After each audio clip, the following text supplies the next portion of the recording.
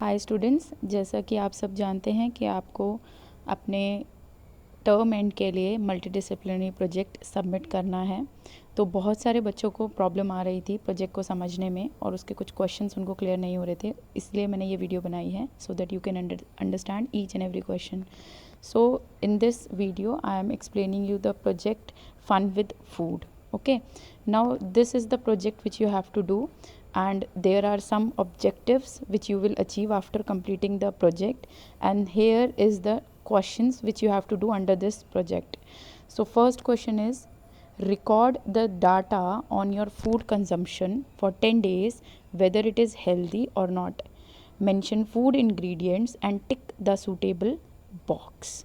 Now what you have to do, आपको सबसे पहले 10 दिन के लिए अपने खाने का, जो भी आप खा रहे हैं उसका एक रिकॉर्ड रखना है।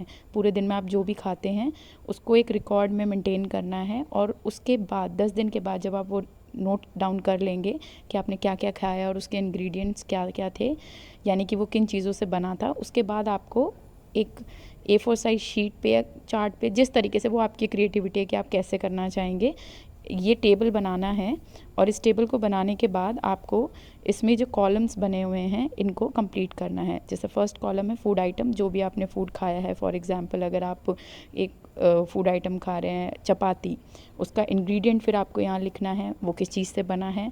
उसके बाद आपको टिक करना है कि वो हेल्दी था या अनहेल्दी था, like this, and like this you have to complete this table. Now after that, next question is, find out about the food history of your parents and grandparents and also prepare a report including. Now what you have to do, आपको अपने mummy papa या दादा दादी से बात करनी है और उनसे जानना है कि वो क्या क्या खाते हैं, क्या क्या खाना पसंद करते हैं, और उनके परिवार में क्या क्या बनाया जाता है, जो फेमस डिशेस हैं या फिर जो बहुत कॉमनली वो लोग बनाते हैं, कुछ यूनिक डिशेस हैं। और उसके बाद आपको एक रिपोर्ट बनानी है जिसमें आपको इस तरीके से इंक्लूड करना है title of the report, report का टाइटल, यानी कि एक हेडिंग आपको देनी है। उसके बाद फूड हैबिट्स, उनकी फूड हैबिट्स क्या हैं, वो कितनी बार खाते हैं, क्या खाते हैं, उनका फेवरेट फूड क्या है। और उसके बाद जंक फूड, उनके टाइम पे, यानी कि जब आपके मम्मी पापा छोटे थे तब उनके टाइम पे क्या क्या जंक फूड मिलते थे, इसे एक छोटे से रिपोर्ट के फॉर्म में आपको देना है। Next question is, now ask your parents और grandparents what was their daily food when they were your age, whether they ate healthy food और junk food at the time. अब आपको अपने मम्मी पापा से फिर से बात करनी है और उनसे जानना है कि जब वो छोटे थे तो वो किस तरीके का खाना खाते थे, क्या वो जंक फूड खाते थे या फिर वो हेल्दी फूड खाते थे, और क्या क्या खाते थे। ये आपको लिखकर एक पेपर पे रिपोर्ट के फॉर्म में देना है। तीसरा प्रश्न, दैनिक जीवन में प्रयोग होने वाले कम से कम 10 मसालों की एक सूची बनाकर उनके चित्र स्क्रैप बुक में चिपकाएं और उन भोजन पदार्थों के नाम लिखें जिनमें ये मसाले इस्तेमाल किए जाते हैं। आपको, आपके घर में मम्मी खाना बनाती हैं तो आपको क्या करना है, उनसे बात करनी है और पूछना है कि कौन कौन से मसाले वो इस्तेमाल करती हैं, और उसकी एक सूची बनानी है, कम से कम 10 मसाले। और फिर उन मसालों के चित्र बनाकर या चित्र चिपकाने हैं आपको।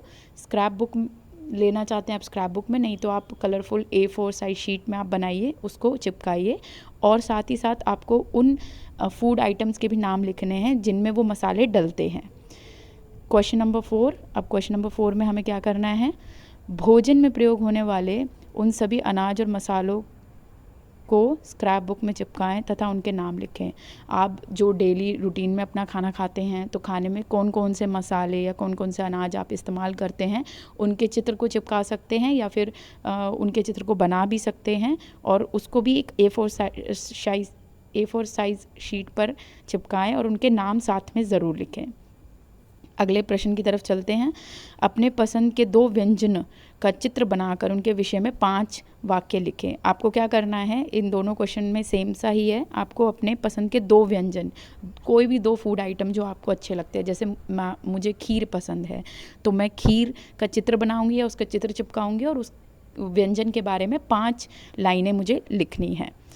ध्यान रखें लिखते वक्त आपकी हैंडराइटिंग अच्छी होनी चाहिए, आप इसे A4 साइज शीट पर लिख सकते हैं। इसके बाद हम क्वेश्चन नंबर 7 को देखेंगे।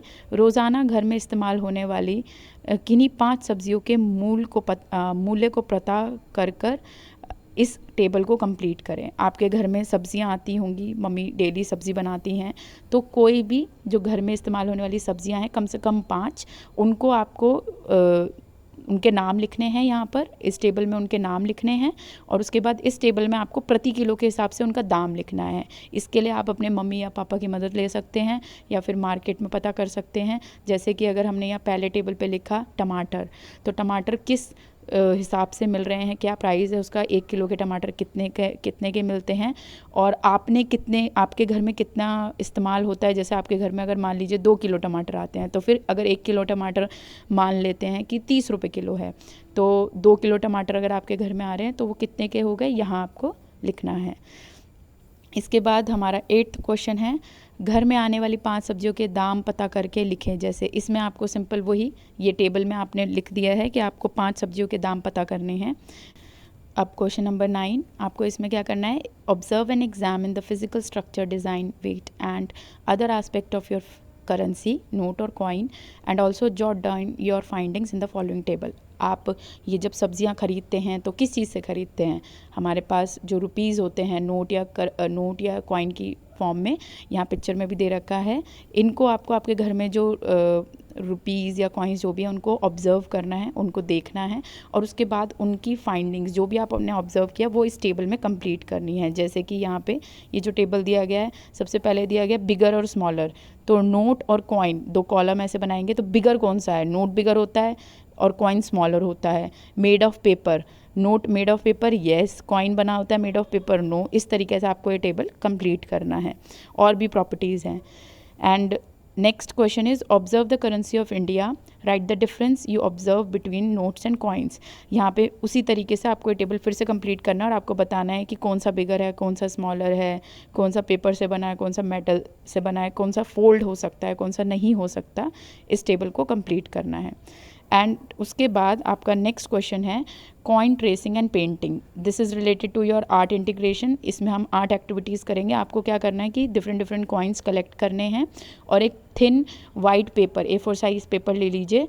आपको उस पेपर के कुछ कॉइन्स रखने हैं और उसके ऊपर पेपर रख के कलरफुल पेंसिल जो होती है ना, पेंसिल कलर्स होते हैं, क्रेयॉन्स होते हैं, उनकी मदद से उनका इम्प्रेशन लेना है, जैसे इस पिक्चर में दिखाया गया है।